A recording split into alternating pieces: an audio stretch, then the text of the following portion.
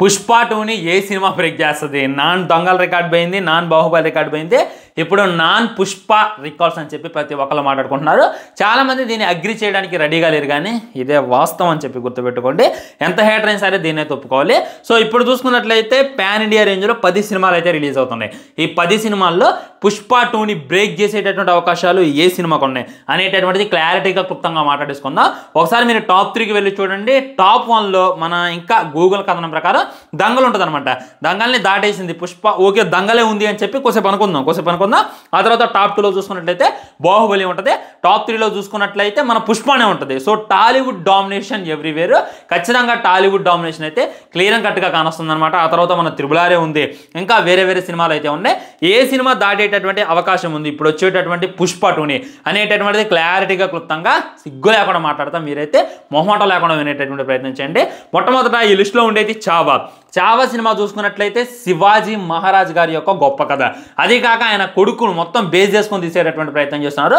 Cost పవర్ఫుల్గా ఉంది, budget పవర్ఫుల్గా ఉంది, కానీ అది పాన్ ఇండియా సినిమా కాదు. వన్ అండ్ ఓన్లీ హిందీలోనే రిలీజ్ అవుతుంది. హిందీలో రిలీజ్ అయినా కానీ ఈజీగా పుష్పని లేపేస్తుంది అని చెప్పి ప్రతి ఒక్కరు కామెంట్ చేస్తున్నారు. దానికి గల కారణం ఏంటంటే స్త్రీ అనేటటువంటి సినిమా, హర్రర్ సినిమా పార్ట్ 2గా వచ్చింది. అదే అంతలా అన్నప్పుడు మా సినిమాలో కంటెంట్ ఉంది, మా సినిమాలో యుద్ధాలు ఉన్నాయి, మా సినిమాలో శివాజీ గారి యొక్క గొప్పతనం ఉంది, ఖచ్చితంగా ఆడిద్ది అని చెప్పి వాళ్ళైతే తెలియజేస్తున్నారు. చావా సినిమాని 100 కోట్లు 120 కోట్లు పెట్టి తీస్తున్నారు. మహా అయితే 1000 కోట్లు వసూలు చేస్తుంది. అక్కడ దాకా వెళ్ళడం అనేటటువంటిది జరిగేటటువంటి పని కాదు. రిలీజ్ అయ్యాక మీకే అర్థమైంది. ఆ తర్వాత జై హనుమాన్ పార్ట్ 2 ఇవాళ ఇందాలే చూసిన మనం లంచ్ చేస్తున్నప్పుడు హనుమాన్ మూవీ వస్తుందన్నమాట జై తెలుగులో. చూసిన భయ్య సినిమా ఓకే ఉంది, క్లైమాక్స్ అయితే నెక్స్ట్ అవ్వాలి. ఎప్పుడు కూడా నేను చెప్తాను, క్లైమాక్స్ వస్తుంటే గూజ్ బంప్స్ వస్తాయి. సో హనుమాన్ పార్ట్ 2 ఏదైతే ఉందో ఈ పుష్ప 2ని బ్రేక్ చేస్తుంది అని చెప్పి ప్రతి ఒక్కళ్ళు కామెంట్ చేస్తున్నారు. జై హనుమాన్ సినిమా ఏదైతే ఉందో మనకి క్లైమాక్స్ మామూలుగా లేదు, ఏదో game of thrones like end game లాంటి రేంజ్లో అయితే మనకైతే ప్రశాంత్ వర్మ ఎండింగ్ అయితే ఇచ్చిండు. అసురులు నిద్రలేశారు, నీ రాక తథ్యం హనుమాన్ చెప్పి హనుమంతులు వారు రావటం. మరి అసురుల్లాగా ఎవరు ప్లాన్ చేస్తుండో, ఎలా తీస్తుండో ప్రశాంత్ వర్మ అనేటటువంటిది అర్థం కావట్లా. కానీ నిజంగా ఆ ఎక్స్పెక్టేషన్స్ అయితే హైలో ఉన్నాయి. హనుమాన్ మూవీ మీద ఎవరికి కూడా ఎక్స్పెక్టేషన్స్లో వచ్చింది, బాక్స్ ఆఫీస్ని ఓచకోతకు వచ్చింది. కానీ ఈ జై హనుమాన్ మీద ప్రతి ఒక్కరికి కూడా ఎక్స్పెక్టేషన్స్ ఉన్నాయి. ఈ సినిమా సూపర్గా ఉండి బ్లాక్ బస్టర్ విజయం సాధిస్తే పార్ట్ 1 400 కోట్లు కొట్టింది కాబట్టి పార్ట్ 2 ఎట్టలేదనగానే ఒక 1000 కోట్లు, ఒక 1200 కోట్లు అయితే కొట్టేటటువంటి అవకాశాలే ఎక్కువగా కానొస్తున్నాయి. అంతకు మించి అయితే రావు. ఎందుకంటే అక్కడ ఉంది ప్రశాంత్ వర్మ, ఓ రాజమౌళి గారు కాదు అని చెప్పి గుర్తుపెట్టుకోవాలి. నా గెస్సింగ్ కరెక్ట్ అయితే 1000 కోట్లు వస్తే మట్టికి గ్రేట్ ఫ్రెండ్స్ జయ హనుమాన్ సినిమాకి నేను మాట్లాడేది. ఆ తర్వాత కన్నప్ప ఎందుకు ఇరికించిన బ్రో, అమాయకం ఇరికించుగా అని చెప్పి కామెంట్ చేస్తున్నారు. ఎందుకు ఇరికకూడదు? ఇక్కడ అక్షయ్ కుమార్ గారు ఉన్నారు, ఆయన మహాశివుడు అవతారంలో కనబడుతుండు. ప్రభాస్ అన్న ఇంకో 2 రోజుల్లో అయితే అఫీషియల్ లుక్ అయితే రాబోతుంది. మ్యాక్సిమం ప్రభాస్ ఉండు కాబట్టి డే 1 100 కోట్లు గ్యారంటీ, దాంట్లో డౌటే లేదు. అక్షయ్ కుమార్ గారు కూడా ఉన్నారు, ఆయన కూడా బాక్స్ ఆఫీస్ వద్ద మంచి క్రేజ్ ఉంది. నార్త్లో కూడా భయంకరమైనటువంటి ఇది ఉంది. ఆల్రెడీ మన మంచు విష్ణు ఏం చెప్తుండో, ఆయన నేను నటించను అని చెప్పిండు, అయినప్పటికీ మేము బతిలాడు ఆయన నటించేలా చేసామని చెప్పి చెప్తున్నాను అనమాట.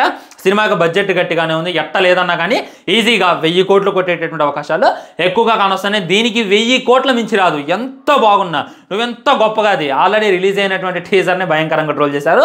ఈజీగా సినిమా సూపర్గా ఉంటే 1000 కోట్లు వస్తే, యావరేజ్గా ఉంటే ఒక 500 కోట్లు ప్రభాసం చూడడానికి వెళ్తారు కాబట్టి ఇంకా అది ఇది ఉంటే పెట్టినటువంటి పెట్టుబడి ఎటుబోడు అనేటటువంటిది రియాలిటీ. సినిమా కూడా గట్టి బడ్జెట్ పెడుతున్నారు ఫ్రెండ్స్. ఆ తర్వాత రాజాసాబ్, దీన్ని కూడా ఇరికించారనే చెప్పాలి. ఎందుకంటే రాజాసాబ్ సినిమా అనేటటువంటిది ఎవరికి కూడా హైప్ లేదు. కానీ ఆయన చెప్పేటటువంటి విధానం ప్రకారం చూస్తుంటే ఇప్పుడు పుష్ప సినిమా ఎక్కడ బాగా ఆడింది? నార్త్ సైడ్ భయంకరంగా ఆడింది. రాజసాబ్ కూడా నార్త్ సైడ్ భయంకరంగా ఆడేటటువంటి సూచనలు ఎక్కువగా కానొస్తున్నాయి. దీనికి గల కారణం ఏంటంటే హర్రర్ కాన్సెప్ట్. హర్రర్ అంటే చాలు వాళ్ళు కోసుకుంటారు అనమాట, దానివల్ల ఉండొచ్చు. ఇంకోటి ఏంటంటే సాంగ్స్ ఉంటాయంట, ఎంట్రీ ఓ సాంగ్ ఉంటుందంట, మధ్యలో లవ్ సాంగ్ ఉంటుందంట, ఐటమ్ సాంగ్ ఉంటుందంట, 3 హీరోయిన్లతో ప్రభాస్ అయితే చింజేస్తారంట. ఒక మాస్ని అయితే మీరు చూస్తారని చెప్పి తమన్ గారు రీసెంట్ ఒక ఇంటర్వ్యూలో తెలియజేసిండు. నిజంగా ఏమో గట్టిగా ఉంటే మట్టికే రాజసాబ్కి కూడా నేను గెస్ చేసే దాని ప్రకారం 1000 కోట్లు అయితే వస్తాయి. దీనికి 1000 కోట్లు 1200 కోట్లు 1500 కోట్లు రావడం అయితే కష్టం. సినిమా బాగుంటే మట్టికి 1000 కోట్లు ఎటు బాగునేటటువంటిది రియాలిటీ. ఆ తర్వాత టాక్సిక్ మోస్ట్ హైప్డ్ మూవీ అని చెప్తాను నేను. దీని గురించి భయంకరమైనటువంటి హైప్ ఉంది. ఏది మొన్న మన యష్ బర్త్డే దాకా, ఆ యష్ బర్త్డే రోజు అయితే ఉన్నటువంటి హైప్ అంతా కూడా నీరు గారిపోయింది. దానికి గల కారణం ఏంటంటే రిలీజ్ చేసినటువంటి టీజర్, అది టీజర్లా లేదు, కోణం ఏలాగా ఉందని చెప్పి ప్రతి ఒక్కళ్ళు ట్రోల్ చేశారు. టాక్సిక్కి ఒక 500 కోట్లు వస్తే చాలా ఎక్కువ. చూద్దాం, మన ప్రశాంత్ నీల్తో అయితే యష్ హిట్ కొట్టిండే కానీ టాక్సిక్తో హిట్ కొట్టడం కష్టం అనిపిస్తుంది. ఈజీగా సినిమా ఎంత బాగున్నా కానీ 700 కోట్లు వస్తే అంటే లేదు, సినిమాలో మ్యాటర్ లేదు. అందుకే వీళ్ళు అమ్మాయిల్ని నడువు నడవడాలు, బీరో నడవడాలు రిలీజ్ చేశారని చెప్పి చాలా మంది మాట్లాడుతున్నారు. వెయిట్ చేసి చూడాలి. టాక్సిక్ మీద కూడా నాకైతే నమ్మకం లేదు. ఆ తర్వాత దేవరా 2 దీని గురించి చాలా మాట్లాడుకోవాలి. దేవరా 2 స్క్రిప్ట్ వర్క్స్ అయితే జరుగుతున్నాయి అంట. పుష్ప 2 ఏ రేంజ్లో ఉందో అదే రేంజ్లో కూడా దేవరా 2ను తీసేటటువంటి ప్రయత్నం చేస్తున్నారు. దేవరాకి 1కి 2కి అసలు పొంతన ఉండదంట. నెక్స్ట్ లెవెల్ దింపేటటువంటి ప్రయత్నం చేస్తున్నారని చెప్పి క్లారిటీగా అర్థమవుతుంది. 2లో చూసుకున్నట్లయితే ఎలివేషన్ సీన్స్, మా సాంగ్స్ నెక్స్ట్ లెవెల్ ఉంటాయంట. అనిరుద్ధ్ మాస్ ఏందో చూస్తారు. కొరటాల గారి మార్కు మీకు 100% కానొస్తుంది. నెక్స్ట్ లెవెల్ దింపేటటువంటి ప్రయత్నం దేవరా 2 కోసం అయితే జరుగుతుంది. ఇంకా షూటింగ్ అయితే స్టార్ట్ చేయాలి కానీ స్క్రిప్ట్ అయితే నెక్స్ట్ లెవెల్ దింపేటటువంటి ప్రయత్నం మన కొరటాల శివ గారు చేస్తున్నారు. నేనైతే దేవరా 2 కోసం కూడా ఇగ్గల్లి వెయిట్ చేస్తున్నా. దేవరా 2 కోసం వెయిట్ చేయడానికి అయితే ఏం లేదు. ఎందుకంటే అంత గొప్ప ఎండింగ్ అయితే లేదు, అంత గొప్ప క్లైమాక్స్ అయితే లేదు. బయట వాడుకలో ఉన్నటువంటి స్టోరీ ఏంటంటే ఆ యతి ఎవరో కాదు మన ప్రకాష్ రాజ్ అంట.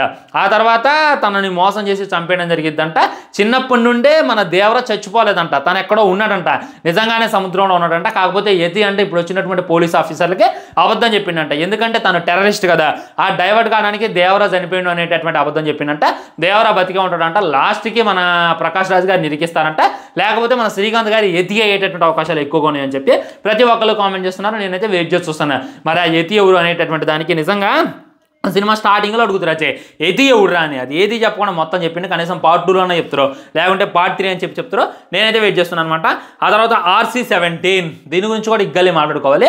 ఎందుకంటే RC-17 ఏదైతే ఉందో మన ప్రశాంత్ నీల్ గారి డైరెక్షన్లో రాబోతుంది అనమాట. ఇప్పుడు RC-16 అయితే మ్యాక్సిమం బుచ్చిబాబు గారు కదా.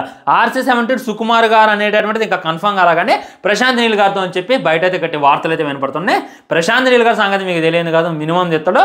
అక్కడి నుంచో పెట్టే రప్ప కెమెరా యాంగిల్స్ తిప్పుతాడు. ఆయన కానీ కొద్దిగా కాన్సన్ట్రేషన్ చేస్తే ఈజీగా 1000 కోట్లు కొట్టిద్ది. ఇది కూడా పుష్ప దగ్గరికి రాలేదు, నేనైతే హానెస్ట్గా చెప్తాను. ఆ తర్వాత RC-60 అందరూ బుచ్చిబాబు అంటున్నారులే కానీ నాకు బుచ్చిబాబులో అయితే అంత కానట్లేదు అబ్బా, మ్యాటర్ అయితే కానట్లా. హానెస్ట్గా మాట్లాడుతున్నా. ఏమో వెయిట్ చేసి చూడాలి. ఏమన్నా గొప్పగా ప్లాన్ చేస్తే తప్ప బుచ్చిగారు బాబు గారిది ఉప్పెన సినిమా ఉంది, అది ఉంటుందిలే, కానీ రామ్ చరణ్ ఆయన హ్యాండిల్ చేయగలడు అనేటటువంటి నమ్మకం అయితే నాకు లేదు. RC-16 సినిమా బాగుంటే మట్టికి ఈజీగా ఒక 1000 కోట్లు ఈజీగా వచ్చేస్తాయి. ఆ తర్వాత వరుసగా రెవల్యూట్ సినిమాలు ఉన్నాయి చూడండి. స్పిరిట్ ఈ సినిమా అసలు ఒక రేంజ్లో ఒక యానిమల్ ఒక అర్జున్ ఎట్లా ఉంటే మట్టికి 3000 కోట్ల గ్యారంటీ రాసిస్తా. అంత భయంకరంగా ఉండాలి సినిమా. ఎలా ఉండాలంటే అలా ఉండాలి. హైప్ అయితే ఆ రేంజ్లో ఉంది. నాట్ ఓన్లీ ఇక్కడ కాదనమాట, బయట కూడా భయంకరమైనటువంటి హైప్ ఉంది. సందీప్ రెడ్డి వంగ పో అని చెప్పింది, రూత్లెస్ కోప్ అని చెప్పింది. ఈ సినిమా చూసుకున్నట్లయితే మేలో షూటింగ్ అయితే స్టార్ట్ అయిందంట. దాని గురించి ఒక ఫుల్ వీడియో చేసేటటువంటి ప్రయత్నం చేస్తారు రేపటి కల్లా. ఈ సినిమా మీద కూడా నాకు భయంకరమైనటువంటి హైప్ ఉంది. మరి మోడర్న్ సియోగ్ని పెడుతున్నారో లేదో క్లారిటీ ఇలా, కానీ మన వరుణ్ తేజ్ని అయితే ఇంకా ఫిక్స్ కాలేదనేటటువంటిది క్లారిటీగా అర్థమైపోతుంది ఫ్రెండ్స్. నిజంగా ఈ సినిమా బాగుంటే మట్టికి ఈజీగా 3000 కోట్లు కొట్టిద్ది. యావరేజ్ కొన్నా 2000 కోట్లే చెట్టుబో ఫ్రెండ్స్. నేనైతే అదైతే 100% అనుకుంటున్నా. ఆ తర్వాత సలార్ పార్ట్ 2 దీన్ని ఎలా మర్చిపోతాం. మెయిన్ సినిమా ఇది. నిన్న కూడా చూసినా అనమాట. నాకు ఒకటి అర్థం కాదు ఏంటంటే సలార్ సినిమా మన కాటేరమ్మ ఫైట్ యూట్యూబ్లో ఉంది, వెళ్ళి చూడండి. సినిమా మొత్తం కూడా ఒకే కలర్లో వెళ్ళిపోద్ది, ఒకే బ్లాక్ కలర్లో వెళ్ళిపోద్ది. కానీ ఇది ఒక్క సీన్ మట్టికి బ్లాక్ అండ్ వైట్లో వస్తుంది అనమాట. అంటే వైట్ కలర్ గ్రేడింగ్ అయితే వచ్చి వెళ్ళిపోద్ది. ఇదైతే నాకు అర్థం కాలేదు. ఇది మీరు ఎవరైనా అబ్జర్వ్ చేశారా లేదనేటటువంటిది చెప్పండి. అండ్ సలార్ 2 గురించి మాట్లాడుకోవాలంటే వెరీ ఈజీ. సినిమా భయంకరంగా ఉంటుంది, దాంట్లో డౌట్ లేదు. ప్రశాంత్ నీల్ గారు KGF గురించి ఇప్పుడు ఏ విధంగా మాట్లాడలేదు, ఇప్పుడు వచ్చేటటువంటి అప్కమింగ్ మూవీస్ ఏ సినిమాల గురించి ఆయన మాట్లాడలేదు. కానీ సలార్ మీద నేను ఫుల్ అన్సాటిస్ఫైగా ఉన్నా. ఈజీగా చూడండి, నేను మామూలుగా దీనని చెప్పి తనైతే తెలియజేయడం జరిగింది. మరి ఆ రెబలోని ఎలా హ్యాండిల్ చేస్తాడో అనేటటువంటి దానికోసం నేను తిగ్గాలి వెయిట్ చేస్తున్నా. సలార్ 2 మట్టికి నెక్స్ట్ లెవెల్ ఉంటే ఈజీగా 2000 ఈజీగా వచ్చేస్తాయి ఫ్రెండ్స్, దాంతో డౌటే లేదు.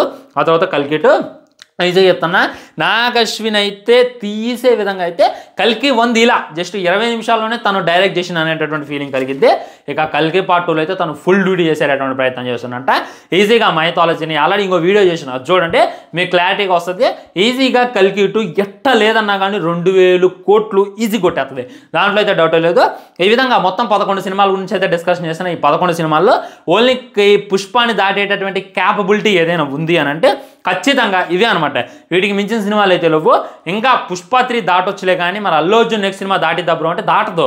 ఎందుకు దాటదు అని అంటే అది సీక్వెల్ కాదు. సీక్వెల్ని దాటాలంటే సీక్వెల్తోనైతే, లేదా మోస్ట్ హైప్డ్ ఉన్నటువంటి రీసెంట్ సినిమాతో అయితే. మరి ఓజీ బ్రో అని అంటే దాని గురించి మాట్లాడాలి. దాని గురించి డెఫినెట్ ఇంకో వీడియోలో మాట్లాడతా. ఈ వీడియోలో మాట్లాడితే లెంత్ అయితే సరిపోదు. ఉంటా మరి బాయ్. సో మీ కామెంట్ ఏంటి అనేటటువంటిది తప్పకుండా కింద కామెంట్ చేయండి. వీడియో లైక్ చేయండి, షేర్ చేయండి, ఛానల్ సబ్స్క్రైబ్ చేయండి. వందే మాత్రం. జై హింద్, నమస్కారం.